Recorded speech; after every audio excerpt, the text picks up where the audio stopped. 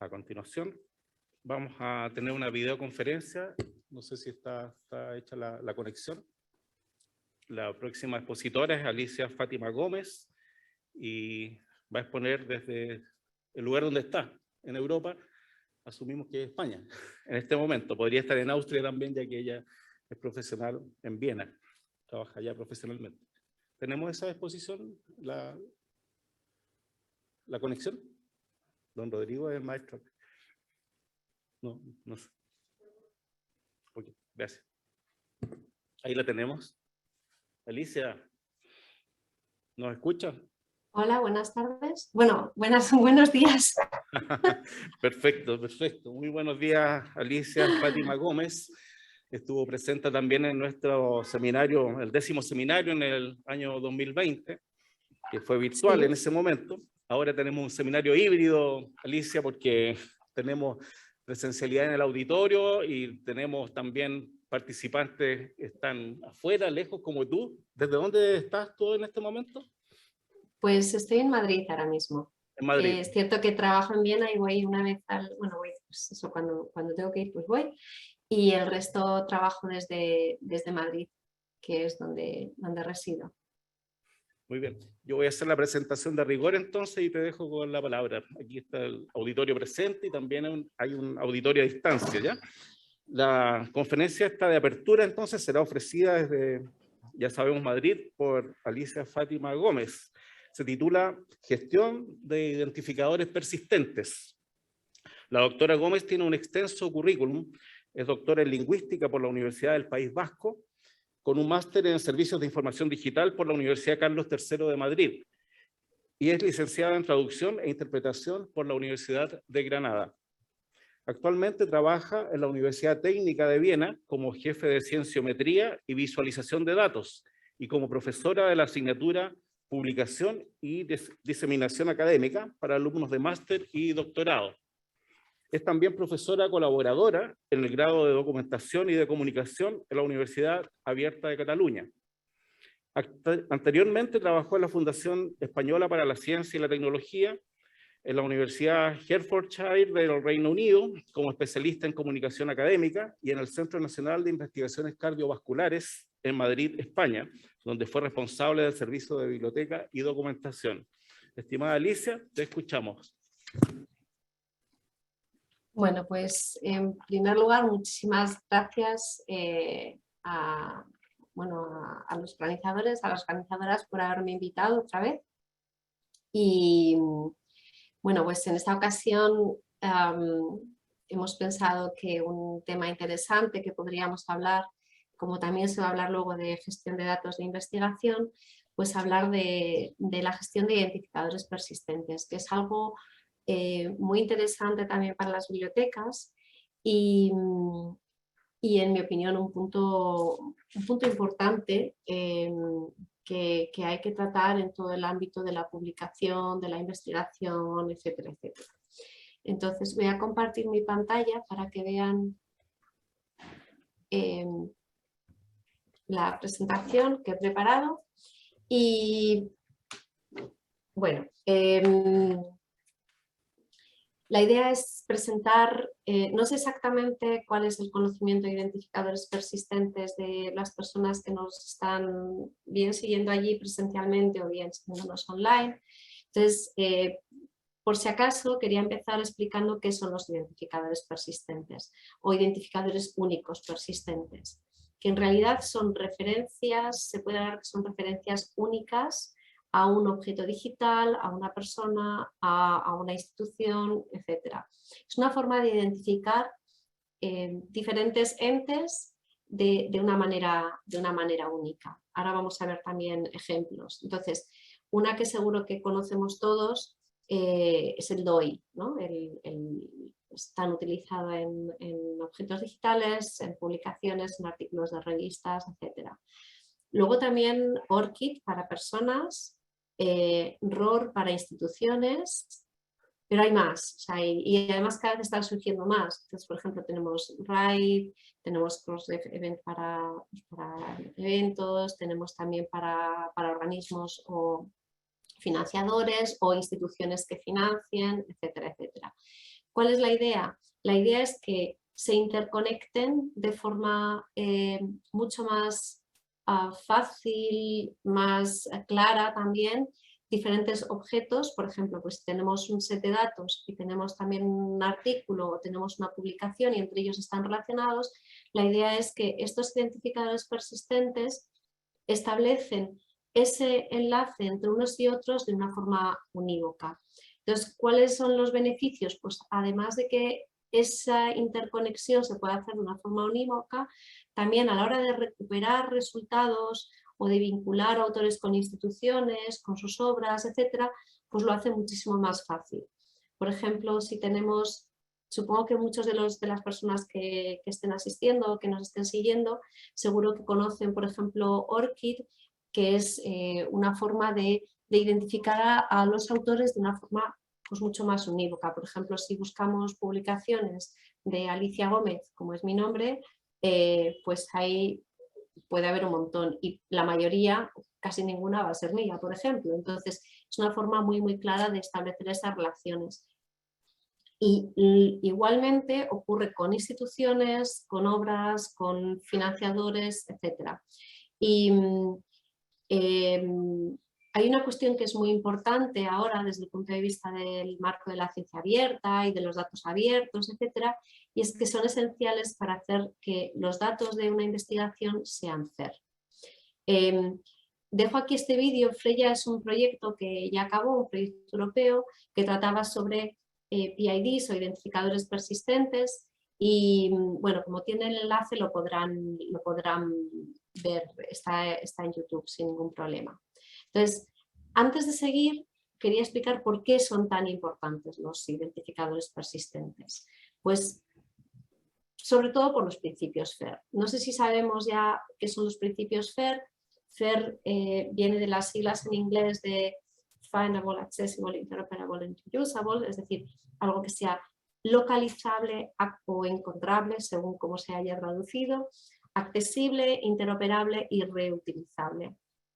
Los principios FAIR se publicaron en 2016 a través de, bueno, hubo un grupo de trabajo y lo acabaron publicando en esta revista, en Scientific Data. Entonces la idea era hacer o proporcionar pautas para que los datos o otros objetos de investigación se pudieran recuperar de una forma mucho más fácil.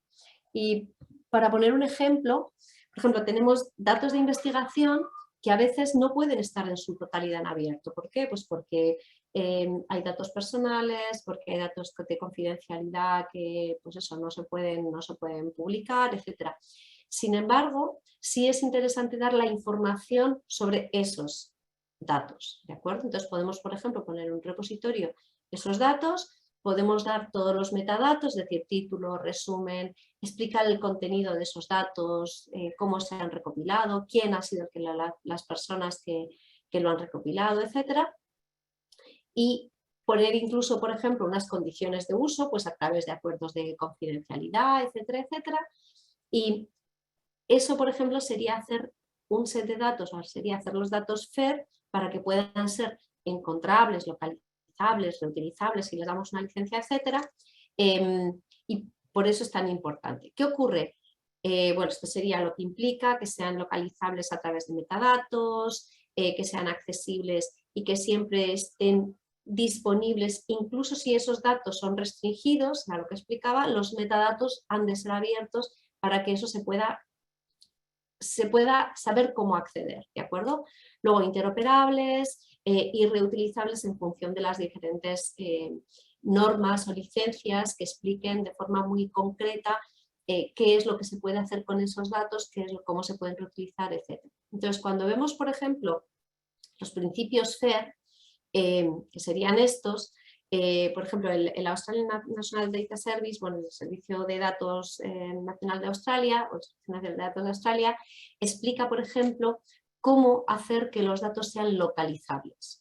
Pues un aspecto muy importante es precisamente establecer o incluir identificadores persistentes tanto en los datos en sí como en los metadatos, ¿de acuerdo? Por eso es tan importante el uso de estos identificadores persistentes. Entonces, Lo dejo ahí sobre todo para tener en cuenta por qué son importantes y qué implicaciones tiene. Por ejemplo, hay recursos que nos explican si nuestros datos son FAIR o no, si cumplen estos criterios. Y una de las cuestiones básicas, primordiales, es precisamente estos identificadores persistentes.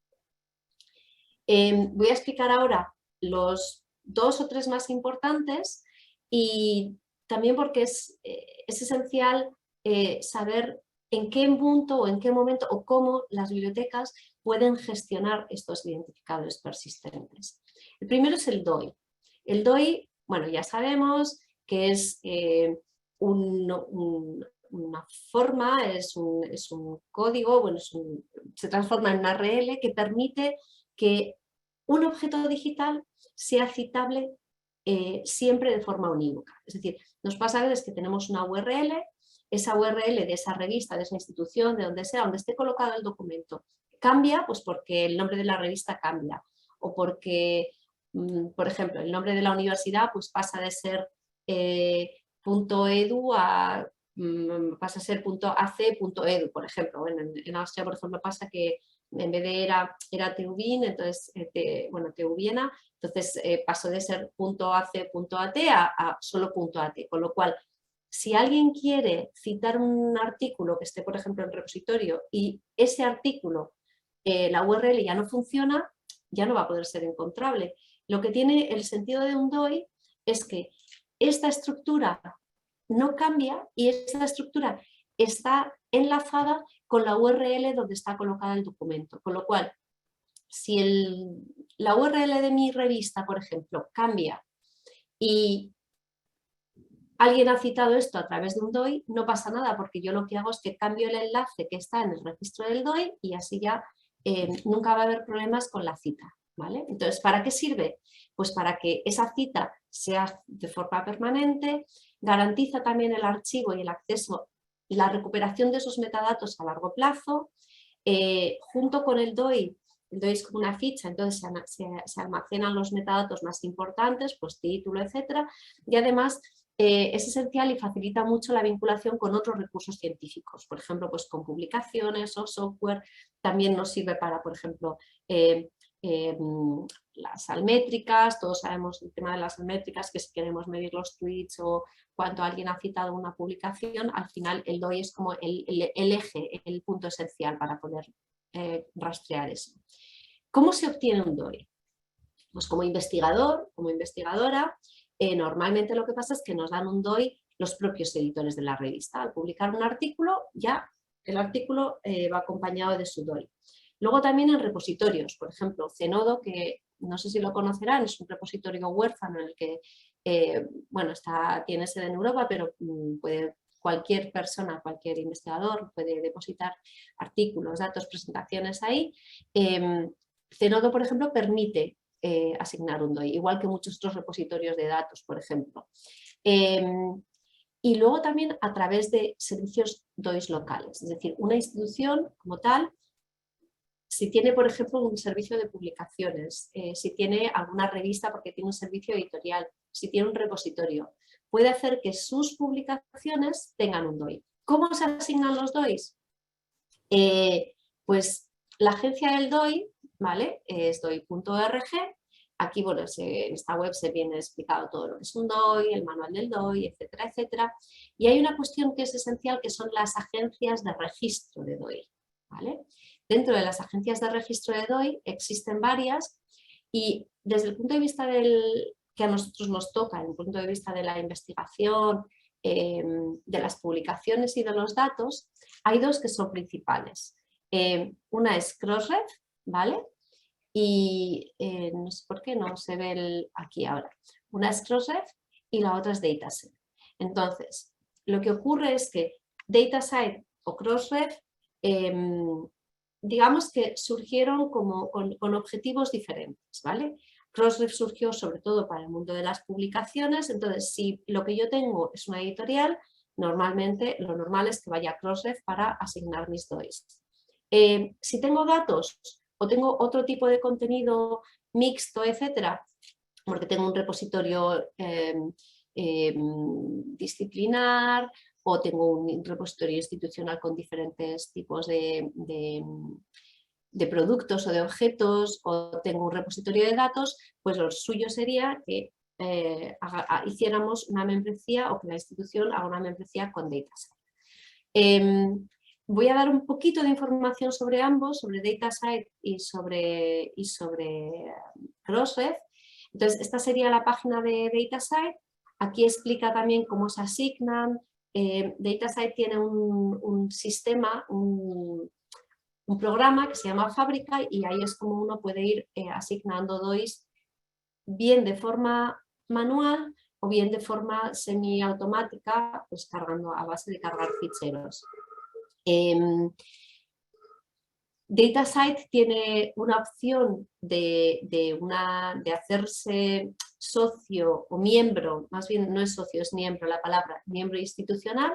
En la información de su web aquí pone pues, cómo hacerse miembro y aparece la información pues eso, para instituciones non-profit o for-profit, y hay una opción también de hacer consorcios. ¿De acuerdo? Nosotros, por ejemplo, en la TU Viena tenemos o lideramos el consorcio de DOI Austria, y entonces lo que hacemos es que diferentes instituciones entran en este consorcio, pagan lo que DataSite establece que hay que pagar como membresía, y luego el consorcio paga una cuota única de 2.000 euros, ¿de acuerdo? Si son miembros institucionales individuales, cada miembro paga en sí esos 2.000 euros, con lo cual, teniendo en cuenta que estamos en un acto en el que hay muchas bibliotecas y que trabajan también de forma consorciada, pues igual, por ejemplo, en caso de que tuvieran diferentes bibliotecas del país, de Chile, que pensaran en la posibilidad de establecer un consorcio con DataSite, pues podrían hacerlo contactándoles, etc. Y luego está Crossref, que también es un sistema bastante parecido.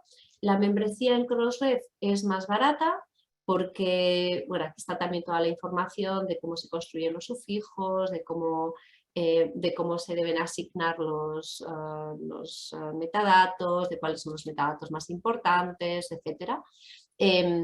Y la membresía de Crossref es un poquito más barata, también va en función de los beneficios que obtenga una institución. Entonces, siempre y cuando los beneficios de una institución sean menores de $1 millón, pues la membresía será de $275. Y luego está el precio de asignación por cada DOI. Siempre se paga una membresía y luego por cada DOI asignado hay una cuota. Ocurre igual en DataSite, ¿vale? Bueno, esto sería como el contexto de decir, vale, si quiero que mi institución asigne DOIs a las publicaciones que tenemos o a los objetos de nuestro repositorio, etcétera, estas serían las dos opciones para hacerlo. ORCID, que es ya lo conocerán casi todos, supongo, es el identificador personal para personas, o el identificador único persistente para personas. Es por una parte, ORCID es por una parte una organización internacional sin ánimo de lucro, las anteriores también eran sin ánimo de lucro, ¿vale? Y la idea es proporcionar una identificación persistente a un investigador. Hay, por ejemplo, hay un tuit muy gracioso que yo lo suelo utilizar cuando trabajo con investigadores, y es que dice, soy el autor número 38 llamado Wang. Dice, dice, no, el número 38 dentro de este único artículo. ¿Vale? Es un caso un poco especial, evidentemente, pero luego hay otros nombres, como por ejemplo, si buscamos, yo qué sé, Juan García, pues nos vamos a encontrar muchísimos autores con el mismo nombre. Entonces, la idea de asignar este código de 16 dígitos, lo siento, pero está sonando. La idea de asignar este código si no me levanto a cerrar la ventana, de 16 dígitos, es eso, es asignar o hacer que las personas tengan esa identificación única, ¿de acuerdo? Esto además, ¿por qué es importante? Porque ya no es solamente que haya muchas personas con mi mismo nombre, sino que, por ejemplo, también yo empiezo en una institución, luego cambio a otra institución. En el caso, por ejemplo, de algunos países, pues cuando alguien se casa, cambia el nombre. Entonces, para que todo esto, incluso con cambios de nombres o cambios en los apellidos, no suponga ningún problema, se asigna el código y este código sería único para cada investigador. ¿Por qué es muy interesante? Porque, por ejemplo, sirve para conectar las publicaciones, los editores, con los investigadores, con las instituciones, con los financiadores, etc. Es decir, esta interconexión es la que resulta fundamental. De hecho, ya supongo que lo habrán visto, cada vez hay más editores que piden el ORCID junto con el nombre del autor para tenerlo, pues eso, más, no sé si controlado, monitorizado, ¿vale? ORCID es gratuito para los investigadores, pero sí es cierto que desde el punto de vista institucional es muy interesante saber que ORCID también tiene miembros. Entonces, las instituciones que son miembros de ORCID pueden hacer integraciones de forma que, por ejemplo, si tienen un CRIS, los datos del CRIS vayan directamente a ORCID. Cuando alguien, por ejemplo, sube una publicación al CRIS, a la base de datos de producción científica de la institución, si está conectado con ORCID, al investigador directamente le llega un correo electrónico y le dice, tiene usted esta publicación nueva, la acepta. Entonces esa integración hace que los sistemas hablen, con lo cual evitan trabajo al investigador y además también hacen que los datos como que fluyan mucho mejor. Y quiero destacar esto porque, vamos, es un tuit del 3 de mayo, es algo muy reciente, es la semana pasada. Anita Bierta ha creado el consorcio chileno de ORCID. Entonces me parece que es muy interesante que se sepa esto, porque es igual, o sea, ORCID tiene también unos precios de membresía, pero a través de un consorcio pues los precios son más baratos y además la infraestructura es mucho mejor. Y está pensado para todo tipo de, los consorcios están pensados para todo tipo de instituciones sin ánimo de lucro y instituciones gubernamentales, academias, o sea, universidades, etc. Y bueno, pues he puesto el enlace de Twitter también para que el que quiera pueda seguirlo. Y también podemos ver que en la web de ORCID, si buscamos a los miembros que hay miembros individuales, todos los miembros, y está la opción de los miembros consorciados, y al buscar en Chile nos aparece esta corporación Cincel, que es la que ahora mismo tiene 15 miembros, ¿de acuerdo? Y bueno, pues en su web podemos ver los criterios de membresía, el modelo tarifario, etcétera, etcétera, ¿de acuerdo? Y bueno, pues en caso de que alguien esté interesado, pues les animo a que lo miren y a que vean las ventajas que puede tener, etcétera. Y por último, ya para acabar, tenemos otros identificadores persistentes, que estos igual ya no son conocidos por todo el mundo. Por una parte, bueno, pues esto es una adaptación de una imagen de ORCID en realidad, porque, bueno, pues podemos ver que pues tenemos a nivel de publicaciones, de objetos, tenemos DOIs que pueden ser, como decía, principalmente, hay más agencias, pero principalmente asignados por Crossref y por DataCite. Luego a nivel institucional tenemos ROR y tenemos Ringgold. ROR es gratuito, al menos de momento, y Ringgold tiene una pequeña cuota. La diferencia, por ejemplo, entre ROR y Ringgold es que ROR asigna un código a la institución único y Ringgold permite también asignar ese código a la institución, pero también a los departamentos. De hecho, hay muchas editoriales que utilizan Ringgold a la hora de también añadir identificadores persistentes a los metadatos de las publicaciones. Luego, a nivel de persona, tenemos ORCID, y luego hay otros, como por ejemplo, pues para financiadores, tenemos el Funder Registry de Crossref, perdón, los Event Data, aparece también RAID, que es para objetos de investigación, etcétera, etcétera. Y ROR, que es uno de los más importantes, es también un proyecto dirigido por la propia comunidad.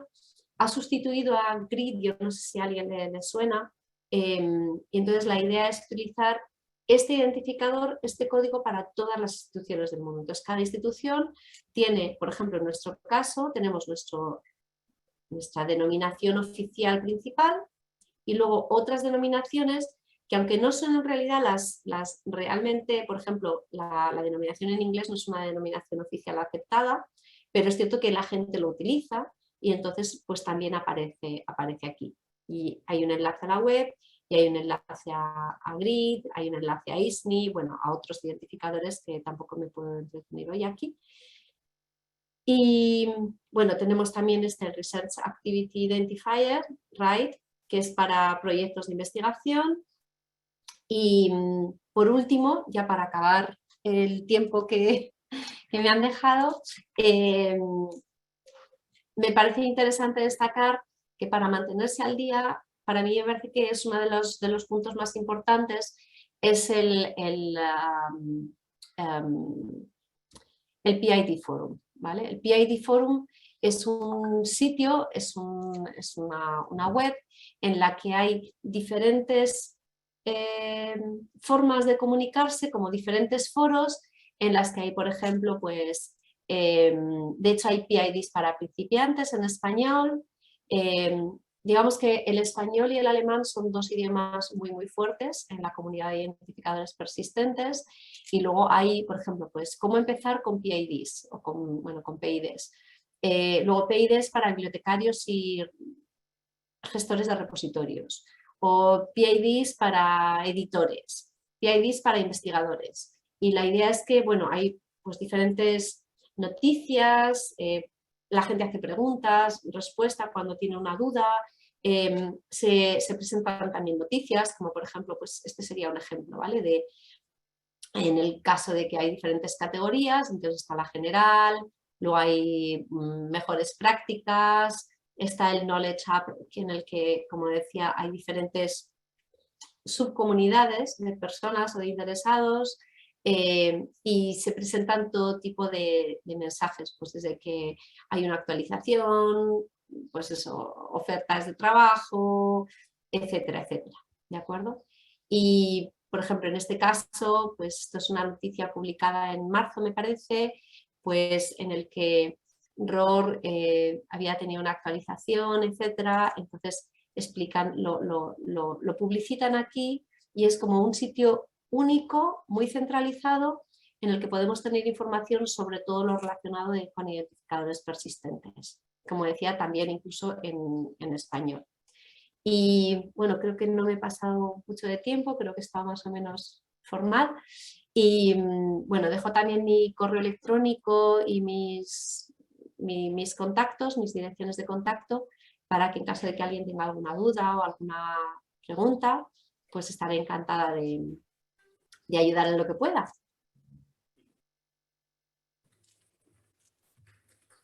Aplausos en la sala, Alicia, muchas gracias por la claridad de tu presentación. Sistematizaste un tema y nos dejas tarea entonces de revisar y comprobar el funcionamiento de estos identificadores persistentes, ¿no? Tenemos actividad en las redes sociales, en Twitter, hay varios saludos también en el chat que estaba revisando de la transmisión por Zoom. Saludos desde Montevideo, de Osorno, de Buenos Aires. Una colega de Uruguay comenta que la Asociación Uruguaya de Revistas Aura es la Agencia Nacional de Crossref, por lo tanto ellos asignan DOI a las revistas académicas asociadas, por ejemplo. Entonces ahí tenemos temas que abordar en Chile como agencias, como representantes a lo mejor de algunos de estos identificadores persistentes y ayudar al desarrollo, a la divulgación de la ciencia. Agradecemos entonces, Alicia, tu generosa presentación.